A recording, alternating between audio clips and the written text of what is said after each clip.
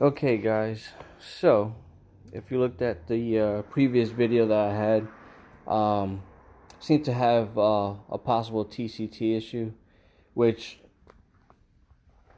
I put the upgraded Bilotti Sports on there, but that wasn't the issue. And what seemed to be the issue was the starter was bad, or not necessarily bad or going bad, but it was starting to stick, especially on cold startups. Let me get my flashlight.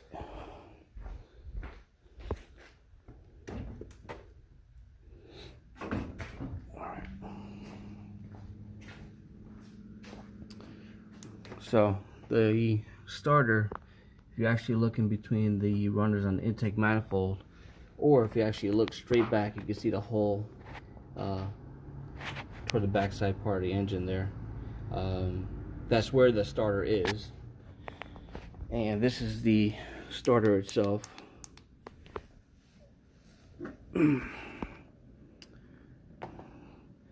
Does look original. Doesn't look like it was ever replaced. It does have the I believe I saw it. I think it was the Denso part number somewhere. Not that that matters at this point, but so I went ahead and ordered another starter. Got this from my Advanced Auto CarQuest. That's the part number 17803S. Shows it was tested. In and out pull test.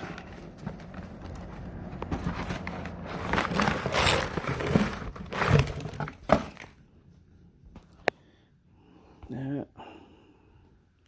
Guess it looks as good as the starter's gonna look, huh? Okay. In order to get to the starter, I was looking online. I didn't physically see anyone, start from start to finish.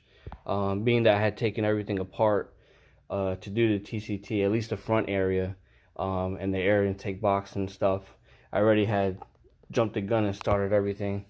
A couple of things that I noticed that it would be easier to do. Definitely, you have to take the air intake box. You're gonna have 3 bolts. You're gonna have one right here. You're gonna have one there, and you're gonna have one there. Be careful to not lose these little bushings. They can actually come out. Here's one that came out. That's just loose. That's gonna be mostly on the one on the driver's side. You just want to make sure you don't lose that. And a majority of the bolts you're gonna use are 14 millimeter. Once you take the air intake box, be sure to disconnect this wire, and you also have some vacuum lines here that are going to be held on, small little brackets at the back of the air intake box. So you want to make sure that everything is disconnected before you just yank on it. So even if you're sure or not sure if you disconnected everything, just pull on it, and if you feel any kind of resistance, double check your work and make sure you don't pull on anything. After that, just disconnect everything off. You're gonna have your use a screwdriver. I believe it was a 10 millimeter, and then you're gonna have the connections to the intake tube, which are here.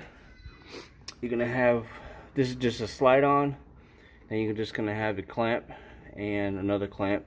Pretty easy. Just take that right off. The next thing you're gonna want to do, put a 14 millimeter socket on here. You're gonna crank forward. Tensioner moves forward. Really easy. Just take the serpentine. You don't even have to take it off, to be honest. I didn't. I just moved it off the pulley for the tensioner and the alternator. The reason why is you're gonna have to take the alternator out. The alternator has connections on the back. This is pretty simple. It's a press-in connector, so you're gonna want to pinch and pull out. On here, it's covered, but once you pull back, you're gonna have this along with nut on the back side of it. I want to say this was 10 millimeter as well. 90% of this stuff is 10 millimeter, the occasional 12, and then the bigger stuff maybe 14. And then you're gonna have the 2 bolts for the alternator, upper and lower.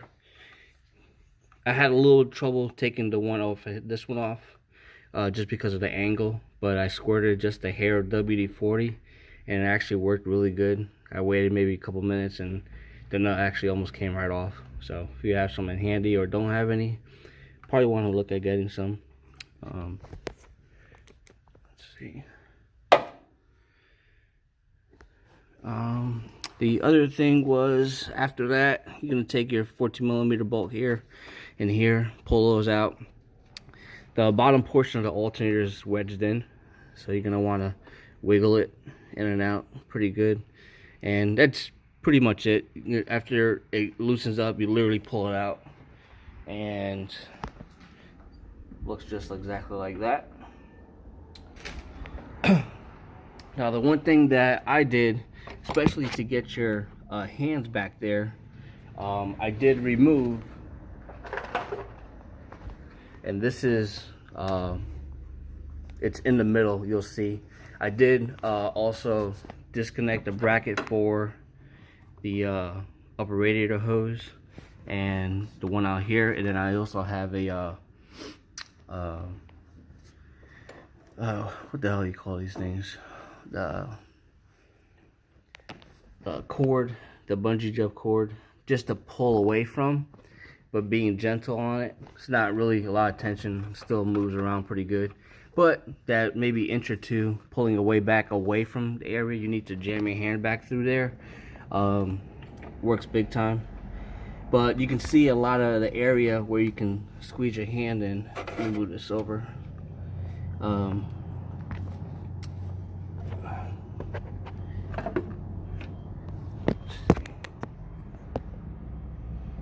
There you go. So you can see straight back, there goes the flywheel, and then you got the starter area with the bolts. I did remove this tubing right here. The reason why I did that was it's a lot easier to get your hand in there. Just disconnect here and here, and I left this hose on. I just disconnected on the other end to make sure you don't lose the clips. Whether or not you have to do it, for me it was easier, just because there's so much stuff going on going straight forward. I felt like I was putting my hand in spider webs every time I was going through between wires and hoses and vacuum lines and stuff. So I just moved that out the way. Now the one thing you'll definitely need to do is you're gonna have the bolt for the starter over here. The starter is gonna sit this way inside the engine. So if you're looking at it like this, it's straight up to the firewall. So you're gonna have a bolt here. Let me put it this way. You're gonna have the bolt here, and then you're gonna have a connector. Now this is nothing crazy over here. Now, especially if it's never been removed, it might be a little bit difficult, like it was to me. Maybe get a really long flathead, or if you have some long needle nose, something similar to this, where you can reach all the way through here, straight back, and pull it away. You can do that while it's still on, but it's just literally a pinch connector, a wedge. You can see it's just basically like a line, and you press it on and you literally just pull it off. There's no squeezing of clips or anything like that. So once you disconnect the bolt and that connector, literally that's pretty much that's holding it electronically wise, aside from the 2 bolts. You're gonna have a 14 and another 14 here. Now you will need extremely long connectors as far as extensions. I have multiple ones I was using. Let me move these out the way. I'll show you how I went about removing it.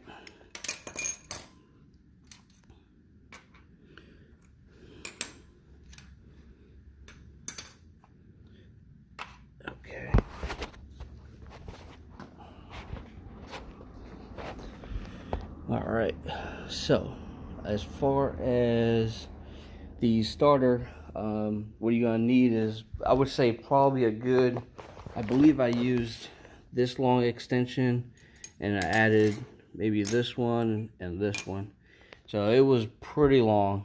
And then I had a 14 millimeter on one end. What you want to do is, the bottom one is really, well, it's easier to get. I don't want to say it's really easy, but it's easier to get to. The top one is the one that's more of a pain in the butt to use or to get to. And what you want to get is a swivel with a 14 attached to it, and put that at the end of the really long extensions. That you'll use to guide from here all the way straight back to get to that top bolt.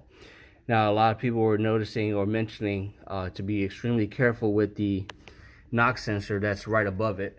Don't know if you can necessarily see it. Let me see if I think you see where it was.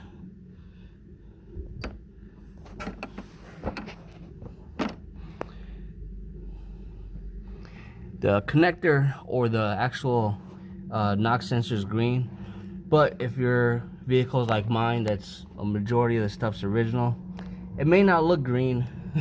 It may be a greenish tint, maybe covered in a little bit of dirt, so it may be hard to see. But anyway, what you want to do is you want to be careful not to break it, because then you'll just add to the parts list and headaches that you'll have to get replaced. But I didn't even disconnect it. I was just very careful around it. It sits slightly above the starter, so you want to do is just be very careful when you're pulling it out. Hence the reason why I took a few extra things out of the way, so I don't feel like I'm thrusting it around trying to figure out a way to squeeze it out and then, you know, break something else. Let's see. So what you want to do is, I lifted up the vehicle. It's on jack stands. I'm weird, and I always take an extra precaution. Even though it's on jack stands, it's more than enough for a $2,800 pound car. What I usually do is, I'll just take, wherever I'm working, I'll just take the floor jack, and I'm not lifting up the car. I'm just gonna seat it right up to the side of the vehicle, and once it's touching, done. I'll just leave it there just in case, because you can never be too careful, especially when you have a few thousand pounds above you. So, crawling up under the vehicle, a couple things you would want to do. Okay, so you have a bracket for your fuel lines over here. Kind of hard to show you with the flashlight and everything, but over here you're gonna have two of them, two bolts. You can see they're removed. I took those off. And then you're gonna have also two ground wires. They're attached to the block. There's one here, and there's another one I pushed out the way. So what you want to do is have easy access and pull the starter out from here. So the one I'm going to be putting in is going to be reversed, and I'm going to push it through and then turn it sideways and push back toward the vehicle. But that's pretty much it. This removing the fuel line and these two ground wires just helps make it a lot easier. I even went as far as taking this 10 millimeter bolt here for this connector bracket, just so I can actually move it out the way too. The more stuff that's out of the way or can move, the easier the starter can actually work its way out and work its way back in. And then pretty much after you're done with that, it's all reversed from there. But visually, that's why I just wanted to show you guys. You got the two bolts for the bracket for the fuel line, and you got the two ground wires. that are on the block that are in the way. Just disconnect those, and please don't forget to put all that stuff back once you're done. Let's go back here. And then what I'll do is I'll make another video as soon as I'm done putting the new starter back in and reversing everything. So basically right now we have the air intake box off, serpentine belt off, alternator removed. Oh, big thing over there, disconnected your negative terminal on your battery. Do not want to cause any issue, especially when you're working with electrical stuff, alternator and starter. And that's pretty much it. Everything else should be straightforward.